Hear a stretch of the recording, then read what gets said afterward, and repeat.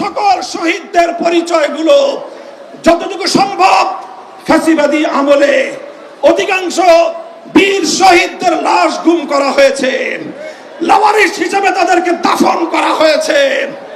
সরকারের তৎকালীন গোয়েন্দা সংস্থার কাছে যদি তার কোনো তথ্য থেকে থাকে, আমি বর্তমান সরকারের কাছে দাবি জানাবো, আমার শাপলা চত্বরের বেওয়ারিশ হিসেবে দাফন হওয়া প্রতিটি লাশ, গুম হওয়া প্রতিটি শহীদের তথ্য উদ্ঘাটন করতে হবে, জাতির কাছে প্রকাশ করতে হবে। এর বাইরে গোটা বাংলাদেশে যতজন বীর শহীদান রয়েছেন, প্রত্যেক শহীদের পরিবারের সঙ্গে যোগাযোগ করে আমাদের সর্বশেষ ভেরিফিকেশন এবং যাচাইয়ের কাজ চলছে।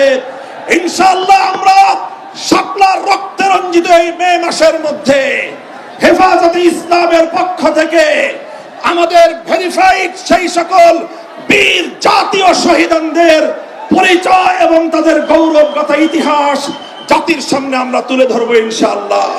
সকল রক্তরাঙা শাপলার বীর শহীদদের স্মৃতি বিজড়িত ইমানের দুর্দমনীয় কাফেলা, শাপলা চত্বরের শহীদি কাফেলা হেফাজতে ইসলাম বাংলাদেশকে আমি আজ বাংলাদেশের স্বাধীনতার অতন্দ্র প্রহরী হিসেবে ঘোষণা করতে চাই। আমরা বলতে চাই, বাংলাদেশের ইসলাম এবং স্বাধীনতা এক সূত্রে গাথা। বাংলাদেশের ইসলাম এবং স্বাধীনতা এক সূত্রে গাথা।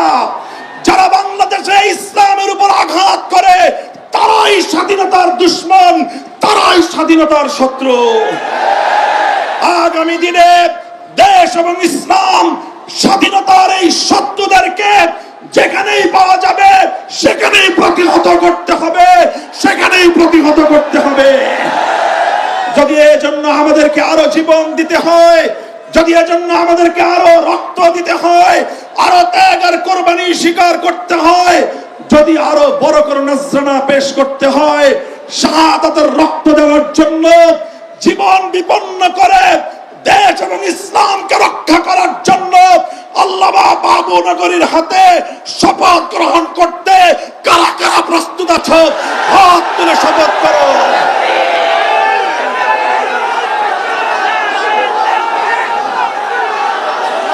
ইনশাআল্লাহ, ইনশাআল্লাহ আমার জায়নামাজের মাটি, বাংলাদেশের প্রতি ইঞ্চি মাটি সংরক্ষিত থাকবে। আমার ভবিষ্যৎ প্রজন্ম এদেশে ঈমান নিয়ে, ইসলাম নিয়েই বাঁচবে ইনশাআল্লাহ। নাসরুম মিনাল্লাহি ওয়া ফাতহুন করিব ওয়া আখিরু দাওয়ানা আলহামদুলিল্লাহি রাব্বিল আলামিন। আসসালামু আলাইকুম ওয়া রাহমাতুল্লাহ।